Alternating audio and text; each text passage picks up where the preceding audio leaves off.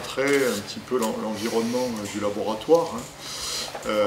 Ensuite, on va visiter 3 plateformes, essentiellement les plateformes accélérateurs, EFIRA, Piagara autour de la spectrométrie de masse à très haute sensibilité autour des gaz rares, et puis Prisna, qui est la plateforme semi-enterrée de mesure de radioactivité, de basse radioactivité, avec une des applications directement liées à l'authentification du vin, via les mesures d'isotopes radioactifs dans le vin. Donc ça sera la présentation donc, de notre collègue Philippe Hubert, et puis un petit pot de l'amitié avant que vous repartiez. On peut rentrer? Oui, tout à fait. Voilà. Donc, alors, qu'est-ce que vous faites en ce moment? On travaille sur les interactions entre les nanoparticules et les plantes. Donc là, on s'intéresse plus particulièrement aux nanotubes de carbone. Et donc le but, c'est d'essayer de trouver un outil pour détecter les nanotubes de carbone dans les plantes qui sont aussi des matrices carbonées. Donc ça, c'est le gros challenge pour la détection des nanotubes de carbone. Donc ici, on a synthétisé des nanotubes de carbone avec du carbone 13 et on essaye de voir si on est capable de les détecter dans nos plantes.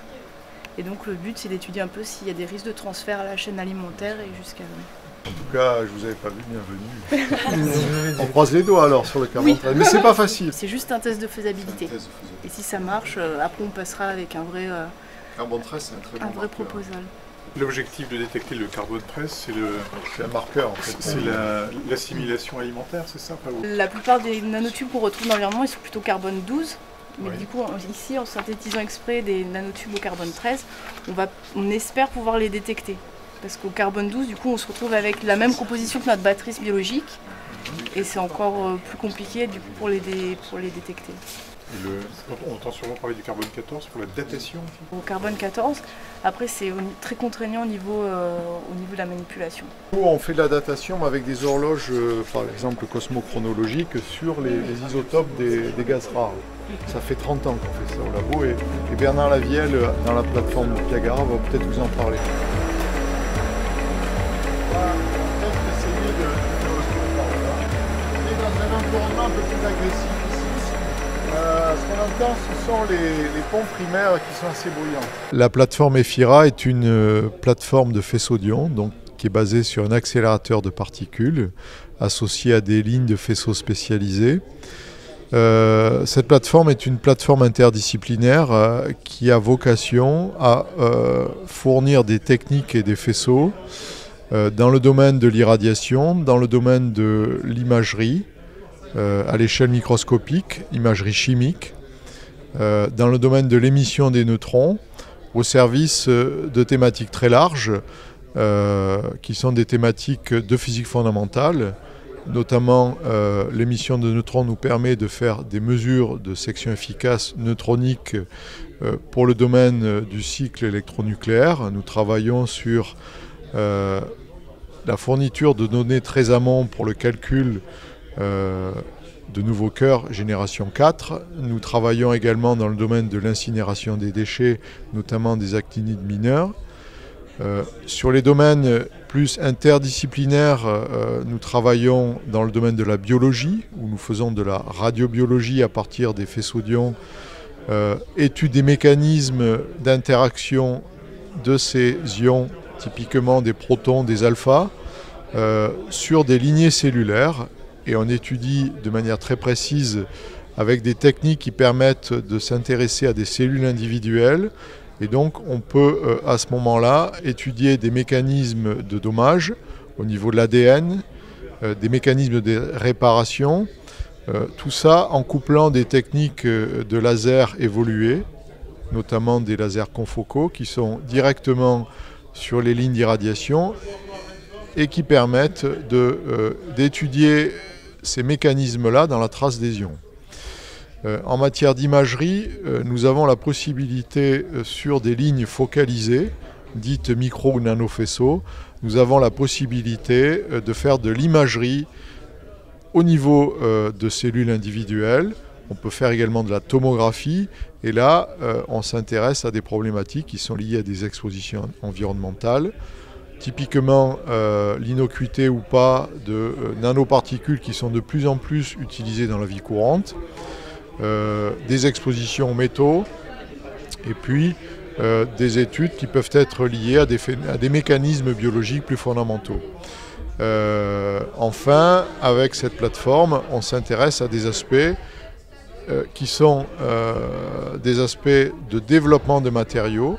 Donc c'est une aide en matière de caractérisation de matériaux, c'est une aide à l'élaboration des matériaux par les physico-chimistes locaux ou nationaux qui produisent notamment des couches minces, qui ont besoin de mesurer des taux d'oxydation, des épaisseurs de couches, des éléments légers type lithium, fluor, etc.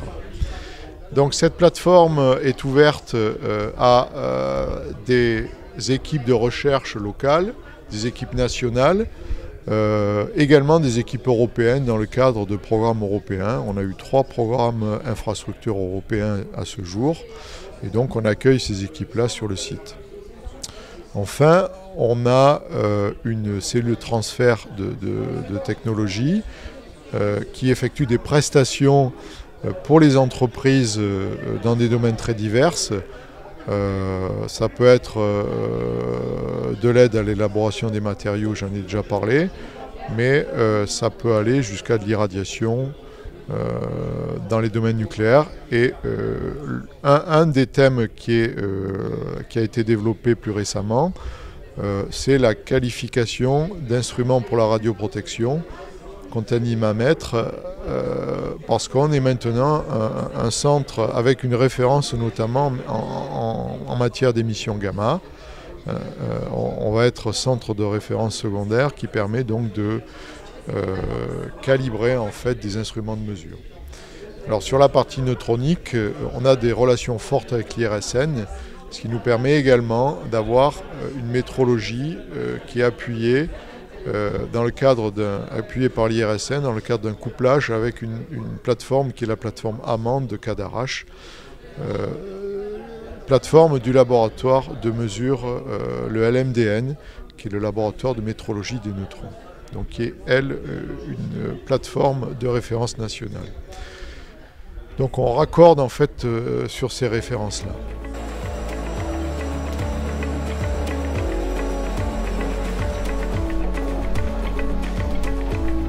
Là nous sommes dans le bâtiment d'instrumentation, on va passer du côté du hall de montage mécanique. Nous sommes ici dans un hall de montage mécanique qui nous permet d'assembler des instruments que nous développons au service de grands projets nationaux ou internationaux.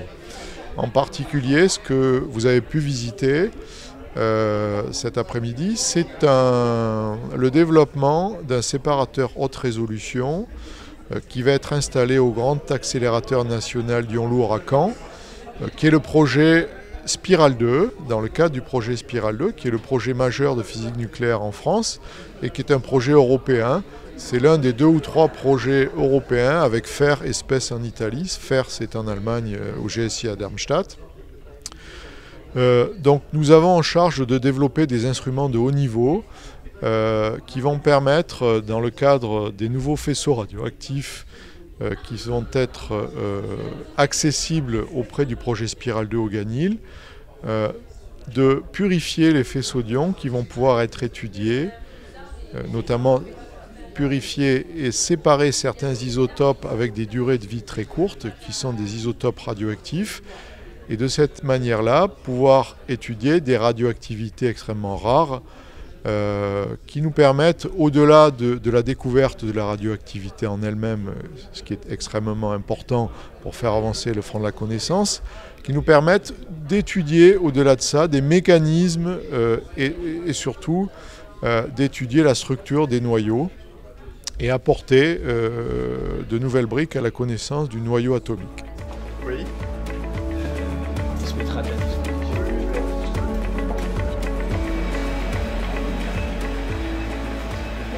La plateforme Piagara est une plateforme de mesure par spectrométrie de masse à très haute sensibilité de gaz rares.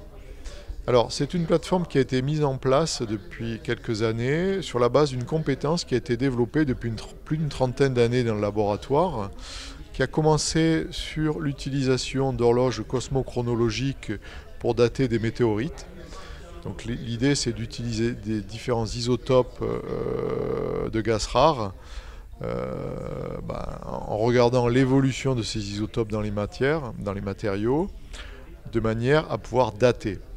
Alors, depuis quelques années, une des applications de la mesure à très haute sensibilité des gaz rares a été le développement notamment de mesures d'isotopes qui sont d'une part des produits de fission comme le krypton 85, avec des applications nucléaires, puisque le krypton 85 est un produit de fission qui n'est pas à l'état naturel et donc qui est forcément généré par une activité humaine. De là à détecter quelques activités nucléaires sur tel ou tel secteur en prélevant un petit peu d'eau ou un peu d'air. Donc ça, c'est une application directe. Nous avons un isotope qui est le krypton 81, qui est un excellent marqueur de l'environnement. Donc là également, nous avons des limites de détection qui nous permettent, par exemple, de travailler sur ces isotopes-là, l'utilisation de ces mesures de gaz rares, notamment dans l'eau des aquifères du bassin aquitain, nous permet d'une part de faire des mesures, notamment sur des eaux du Paléolithique qui sont dans des zones très profondes, nous permet d'avoir une évaluation des températures de ces eaux souterraines à l'époque, et d'autre part de regarder les mouvements de ces eaux dans les différentes poches. Ensuite, on s'intéresse également aux matériaux du nucléaire, notamment tout ce qui est diffusion de gaz rares dans ces matériaux. Dans le combustible, il y a des problématiques qui sont liées à la diffusion de l'hélium au joint de grain. Donc là aussi, on a des techniques suffisamment sensibles qui permettent d'adresser des problèmes de ce type-là. On s'intéresse également à la diffusion, notamment de l'hélium, qui est un excellent marqueur sur les sites d'enfouissement, sites géologiques profonds, que ce soit Bure, Montéry ou autres, pour la caractérisation des galeries, tout ce qui est fracture et tout ce qui est modélisation de ces fractures. Donc là, l'outil de mesure qui est le spectromètre de masse à très haute résolution permet de résoudre un certain nombre de problèmes.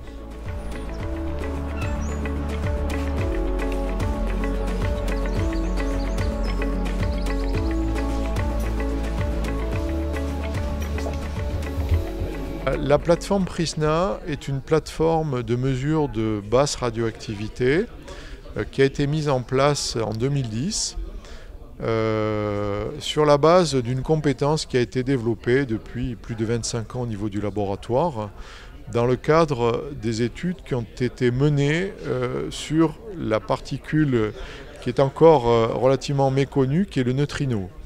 Donc nous avons développé des expériences dites NEMO, NEMO 1, NEMO 2, NEMO 3. Actuellement on est à l'expérience Super NEMO et l'idée c'est de caractériser cette particule avec des détecteurs de plus en plus massifs et qui doivent être exempts de toute radioactivité naturelle. Donc pour qualifier les matériaux de ces détecteurs, il a fallu développer des techniques, notamment des techniques de mesure gamma par des détecteurs bas bruit, dits germanium.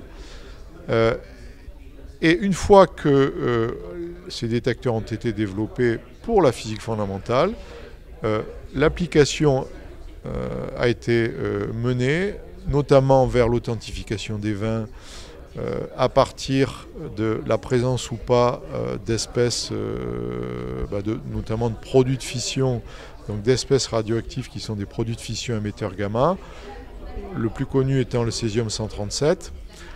Et les limites de détection que nous pouvons avoir sur cette plateforme, qui sont de quelques dizaines de millibecquerels par kilogramme de matière, nous permettent de doser ces isotopes de manière non destructive dans des bouteilles de vin. Si une bouteille de vin qui est supposée être antérieure aux années 45, date à laquelle on a commencé à voir quelques essais atmosphériques au niveau atomique et qui ont répandu sur la planète quelques traces de produits de fission, qui sont des isotopes non naturels et produits par la main de l'homme, eh bien, si vous avez dans cette bouteille des traces de césium-137, c'est que manifestement, la bouteille ne peut pas être antérieure aux années 45, bon, exactement 52. Donc ça, c'est un moyen d'authentifier certains millésimes sans avoir à ouvrir les bouteilles. Alors actuellement, cette plateforme abrite d'autres activités qui s'adressent notamment à l'identification d'autres produits du terroir. Elle abrite également, dans le cadre d'une accréditation COFRAC, elle abrite, via la cellule de transfert Prisna Prestations, des prestations de mesure de radioactivité, notamment des mesures, enfin au-delà des mesures, également des expertises, dans le cadre d'un programme et surtout d'un réseau national des laboratoires académiques de l'IN2P3 qui s'appelle le réseau Becquerel. Donc en fait, ce réseau met à disposition, réseau CNRS au départ, ce réseau met à disposition ces techniques-là au service de donneurs d'ordre qui peuvent être des industriels, des collectivités locales, notamment à Bordeaux, il y a eu quelques actions. Et donc, dans un cadre COFRAC, nous pouvons faire la prestation de service dans ce domaine. Donc la plateforme Prisna abrite non seulement des activités de physique fondamentale où on qualifie des matériaux pour nos détecteurs du neutrino, on travaille également sur les émanations de radon dans les matériaux pour nos détecteurs, mais également de plus en plus vers des applications. Et on travaille également donc, sur ces activités liées à l'authentification des vins, l'authentification des produits du terroir, et puis, un petit peu plus récemment, depuis quelques années, mise à disposition dans le cadre d'une accréditation COFRAC grâce à la cellule de transfert Prisna Prestations. Hubert Philippe, je suis à la retraite depuis plus d'une dizaine d'années. Et je suis ce qu'on appelle un chercheur émérite, c'est-à-dire que tout en étant à la retraite, je peux continuer de travailler et avec un énorme avantage, c'est de faire ce que j'ai envie de faire sans trop de contraintes administratives. Donc c'est pour ça qu'à l'heure actuelle, je me suis plutôt branché sur les mesures de radioactivité, mais à des niveaux très faible et de savoir à quoi on pouvait utiliser cette technique de mesurer des niveaux de radioactivité à très bas niveau. Donc qu'est-ce que l'on fait actuellement? Alors d'abord on utilise pour ça une technique qui s'appelle la spectrométrie gamma, c'est-à-dire qu'on mesure les rayonnements gamma qui sont émis après la désintégration d'un noyau radioactif. Lequel noyau radioactif d'ailleurs il est soit d'origine naturelle ou soit il provient de la fission, c'est-à-dire des retombées nucléaires provenant des explosions nucléaires qu'on a eues dans les années 60 à 80. Donc à partir des mesures de rayonnement gamma, on obtient des spectres, ces spectres sont exploités et alors on arrive à faire un certain nombre d'applications. Alors en général on peut faire des datations, donc on a beaucoup travaillé sur le vin pour essayer de rechercher les fausses bouteilles par rapport aux bouteilles authentiques. Et alors l'avantage de notre technique est que nous pouvons mesurer le niveau de césium-137 dans le vin, et ceci sans ouvrir la bouteille. Et le niveau de césium-137, en fonction des années, est très variable. Par exemple, avant 1950, il ne peut pas y avoir de césium. Donc si vous avez une bouteille qui date de, je sais pas, 1850, et si vous trouvez du césium devant, du césium radioactif dans cette bouteille, obligatoirement, vous allez dire qu'elle est fausse. Donc on peut dater comme ça, vérifier au moins l'authenticité des bouteilles de vin. Sachant que le prix de certaines de ces bouteilles peut voisiner les 10 à 15 000 euros. Alors ensuite, qu'est-ce que l'on fait? C'est d'autres applications. Alors, en ce moment, on est assez polarisé sur la radioactivité naturelle. On mesure le niveau de radium et le de thorium sur les os des animaux. Et ça nous permet de dater l'animal au moment où il a été abattu. L'intérêt de ça, C'est surtout pour de vérifier que, surtout au moment où vous avez de vérifier l'âge de l'animal, et surtout pour des animaux qui viennent d'importation, des animaux d'importation. Donc là, par exemple, le service de répression des fraudes, ce qu'on appelle la DGCCRF, est intéressé par ce genre de possibilité de dater la carcasse d'un animal, quoi. On essaye de voir de travailler sur la radioactivité naturelle et essentiellement sur le plomb 210, qui est un isotope radioactif naturel descendant du radon, qui fait partie de la chaîne de l'uranium et qu'on retrouve partout, dans la nourriture, vous l'avez, surtout sur les salades, les feuilles. Cette radioactivité, elle vient du radon qui est dans l'air. Alors le radon, lui, est un descendant du radium et fait partie de la chaîne de l'uranium. Et il y en a partout. Il y en a partout dans le sol. Donc quand le radium décroît, il forme du radon. Le radon, qui est un gaz neutre, il va s'échapper dans l'air. Et vous allez le retrouver mélangé à l'air. Le radon va décroître. Il émet une particule alpha, il décroît dans l'air et son descendant, qui est un polonium, il va se fixer sur les aérosols de l'air, les molécules de l'air ou les aérosols, et ensuite il retombe sur le sol avec la pluie, la poussière, etc. Notre spécialité, c'est de mesurer ce qu'on appelle le rayonnement gamma. Pour la plupart des noyaux radioactifs, lorsqu'ils décroissent, c'est-à-dire lorsqu'il y a une désintégration, ils sont émetteurs en même temps que des électrons ou des particules alpha, ils vont être émetteurs de rayonnement gamma. Et nous, ce qu'on détecte, ce sont les rayonnements gamma. Et chaque rayonnement gamma il a des caractéristiques du noyau radioactif émetteur. Cette plateforme, qui est issue de la recherche fondamentale concernant le neutrino, a nécessité le développement de détecteurs de très bas bruit de fond, dans notre jargon. Et ces développements, nous les avons détournés pour en faire des applications interdisciplinaires dans beaucoup de domaines, à savoir d'abord dans la datation du vin, dont vous a parlé déjà Philippe Hubert, ainsi que dans les datations d'autres types d'aliments ou de produits, ceci en collaboration avec les répression des fraudes de différentes localités, que ce soit ici à Bordeaux ou à Montpellier ou dans d'autres régions de France. La radioactivité naturelle est un de nos grands soucis. La question que nous nous posons depuis très longtemps est de savoir si cette radioactivité naturelle à laquelle nous ne pouvons pas échapper a une incidence sur la santé des êtres humains au cours d'une vie entière. En effet, certains isotopes sont présents partout dans la nature, nous les respirons, nous les buvons, nous les mangeons. Et quels sont leurs effets sur notre santé? C'est un ensemble de recherches de ce genre-là que nous menons, non seulement nous, mais également d'autres laboratoires qui sont les bienvenus sur cette plateforme Prisna. Nous avons ouvert à Bordeaux en 1999 un master d'instrumentation nucléaire.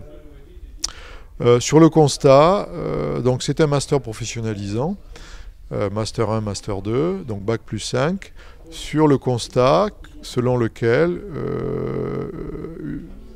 globalement, avec le vieillissement des cadres dans le domaine nucléaire, en matière d'instrumentation, et une certaine perte de compétences, il fallait mettre en place un profil de professionnels qui soit basé sur une solide compétence de physique et de technique en matière d'instrumentation nucléaire, que ce soit des chaînes de mesure, des détecteurs, modélisation, simulation d'un détecteur, conception de détecteurs, également en matière de radioprotection, mais avec un aspect également de simulation Monte-Carlo, par exemple, MCNP et autres, pour dimensionner des systèmes de protection radiologique et aller dans une expertise qui va sur des études de poste très pointues,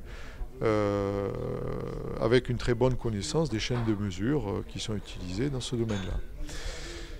Sur cette base-là, on a bâti un programme qui intègre des compétences d'ingénierie de très bon niveau, qui vont de la gestion de projets techniques à la qualification PCR, à la gestion de projets, à la qualité.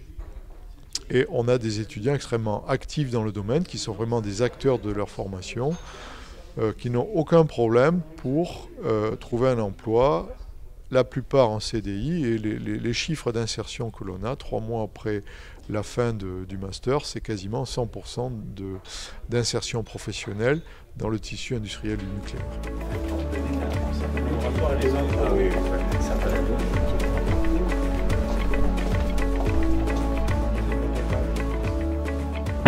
Aujourd'hui, nous sommes à la fin d'une visite de l'ASFEN dans notre laboratoire. Visite qui a été extrêmement conviviale. Cette visite nous a permis de montrer les activités du laboratoire. Dans les domaines de recherche vont bien sûr du fondamental, de la physique fondamentale et de la structure nucléaire, mais également dans des domaines qui vont de l'astroparticule, de l'astronomie gamma, du travail sur des particules de l'univers qui sont le neutrino, et puis des aspects totalement interdisciplinaires, puisque nous travaillons dans les domaines de la santé, notamment grâce au travail d'équipe de radiobiologie qui étudie les mécanismes d'interaction des rayonnements sur le vivant à l'échelle cellulaire, avec des applications en thérapie notamment. Sur des aspects environnementaux, nous avons également montré des applications du nucléaire, que ce soit la surveillance environnementale en matière de radioactivité dans l'environnement, ou même tout simplement des activités qui sont liées aux mesures de gaz rares, notamment sur des sites aquifères en Aquitaine. Donc nous sommes extrêmement satisfaits de cette visite, et j'espère que du côté des adhérents de l'ASFEN, c'en est de même.